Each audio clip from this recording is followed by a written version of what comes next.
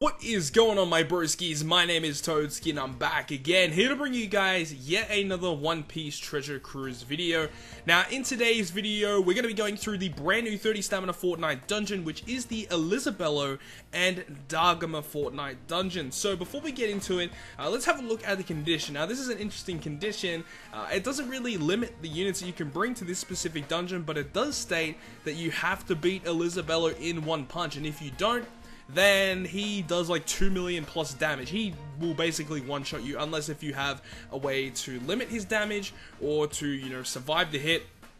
But for the most part, it doesn't really matter because he doesn't have that much health anyway to really begin with. So he is actually pretty easy to take down. And before we actually get into the actual run, let's just go over what you can get for running this specific dungeon. So the boss character obviously being ELIZABELLO, and you can also drop this ELIZABELLO, and the rare drop is going to be Dagama. We'll go through exactly what those units do at the end of this video. Let's have a look at the manuals that you can get. You can obviously get a brand new Legend skill book, which is going to be Legend Zoro. So Zoro books are debuting in this brand new event, and it's really good special. Like, you have to max him out if you have him.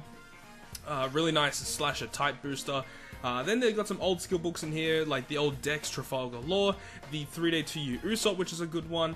You have also Mark Weiss, and then you've got a couple of new ones here in the Time Skip Robin, and also the Time Skip Red Chopper, 5+ Robin as well. Also Story Mode Akainu, who actually has a very good special, so if you have him, which everyone should have him because the Chopper Man missions for getting his drop were active, you know, quite a while back, so hopefully you guys ended up running that and getting your drop of the Akainu, and also Story Mode Absalom as well, and obviously you can get green and red boosters and evolvers. So let's get straight into it. So the team that I'm going to be using in order to farm this dungeon is going to be a Neptune team, because I don't know how long for. It's either 1 week or 2 weeks. Throughout this event, you are going to get double pirate XP. So if you run Neptune as well, it's 4 times, no, it's not 4 times, it's like 2 times 2.25 times pirate XP, which is awesome. If we had the Vanderdecken ship right now, it would be awesome, but still, you know, you can't really complain. This is going to be awesome. So the team that I'm using here is, you know, definitely not a team that everyone's going to have, of course.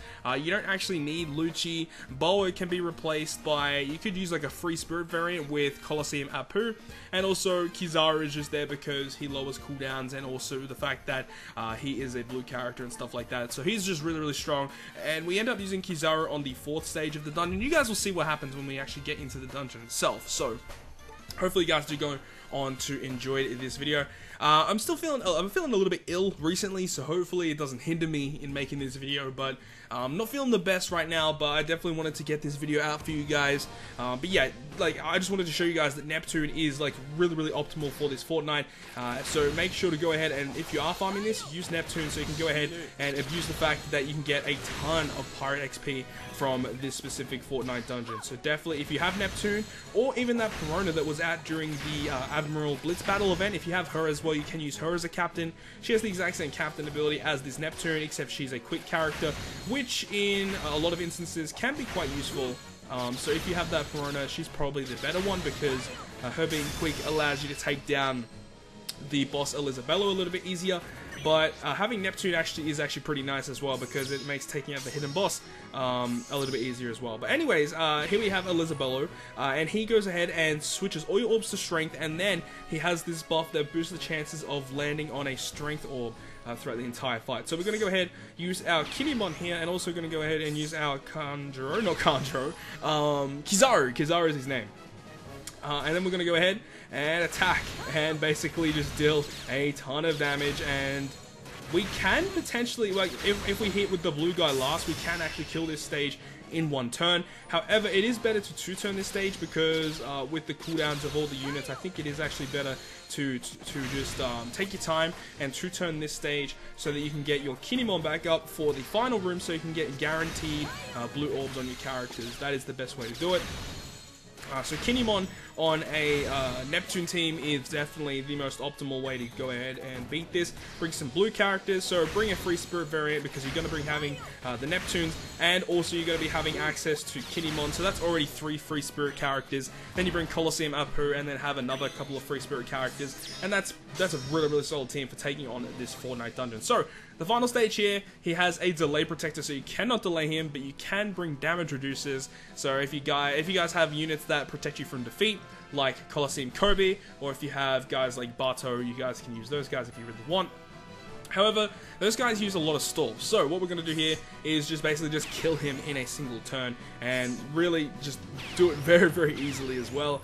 All we need to do is make sure our bow is ready to go, and then we can just kill him off very easily with a ton of matching warlords. Boa special giving us a 1.75 type boost for our quick characters and not having any issues whatsoever. So very easy with the Neptune team, and as you're going to see here, we're going to get a ton of Pirate XP because of the event, 2 times Pirate XP and then double Neptune as well. And as I said, if we had that, the ship, the Van der Decken ship, it would be even more experience. You can see 51,000 XP is quite nice, and we got some decent skill books there, Chopman missions.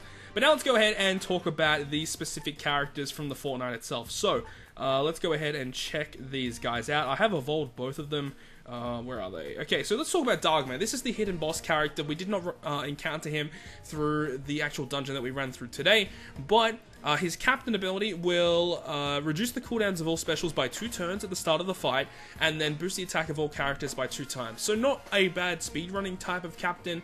So if you do need to speedrun some specific content, this guy's not bad.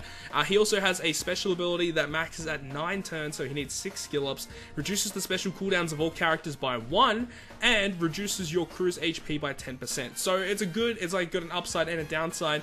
You are losing health, but you do get a special cooldown reduction, which is quite nice. When this guy's maxed out, he only has just over 1,000 attack, just over 2,000 health, but on the bright side, he has 4 socket spots, and you actually can use this guy to socket out the rare recruit Dagama if you have him, so that's also another thing you can do as well. However, I don't believe Dagama, the rare recruit one, is all that useful, so I would recommend probably just maxing out this guy first, because this guy, I believe, has a much more useful special that you'll probably use a lot more often than the rare recruit counterpart. But let's go ahead and talk about the main boss, which is ELIZABELLO. Now, obviously, you can use this guy to socket out the rare recruit ELIZABELLO, who I am probably going to do first, but I'm not 100% sure because this guy has a very good special. And again, he has 4 socket spots. He actually maxes at 2,100 health, and he has 1,200 attack and 192 recovery. So 1,200 attack for a Fortnite character is really good. But let's talk about his captain ability. So it boosts the fighter and powerhouse character attack by 2 times, and then after your 5th perfect, it's a 3 times attack boost. Not a great captain ability, not really going to be using this guy too much as a captain, but his special ability is actually multi-stage. So the first stage maxes at 9 turns, the second stage maxes at 16, and going on by the last stage, it changes his own orb into strength, 10 hits of 15 times fixed, not fixed damage, that would have been absolutely insane, but 10 hits of 15 times his attack in typeless damage to random enemies, and then adds 0.3 to the chain multiplier for 1 turn. I wish that he stage 1 special added to the chain multiplier. That'd be really nice on a really low cooldown, but still not a bad special ability at all. He's actually got a sailor ability, which is interesting, that will boost his own attack by 350 if he is the last character to hit in your combo chain. That's actually not that bad. So it means that if he is the last to hit, he's going to have 1,550 attack. And this guy's a Fortnite character. That's pretty nutty. So, you know, there are some really cool plays you can use with this guy. He's not a bad Fortnite character. Definitely not the best Fortnite character. So you can go ahead and wait for the increased chance of skill ups to perhaps max this guy out first and then focus on socketing the rare recruit ELIZABELLO. Unless if you guys have already done that with socket books, then you can go ahead and socket out this guy as well. But all in all, this is actually not a bad Fortnite. From what I've found so far, the Timeskip Zora books have a pretty decent drop rate. So if you guys are, you know, if you own Zora, then this is a great opportunity here to go ahead and max out Zora. As I said before, absolutely amazing special ability that gives you 2 times attack to slashes if he is your captain, or 1.75 times otherwise. But another great thing about Zora that a lot of people seem to overlook is the fact that he does 60 times his attack in a typeless AoE damage, which is quite strong. That's very strong AoE damage, and a lot of people seem to overlook that. Another one here, Robin, very good unit. This is the time skip one.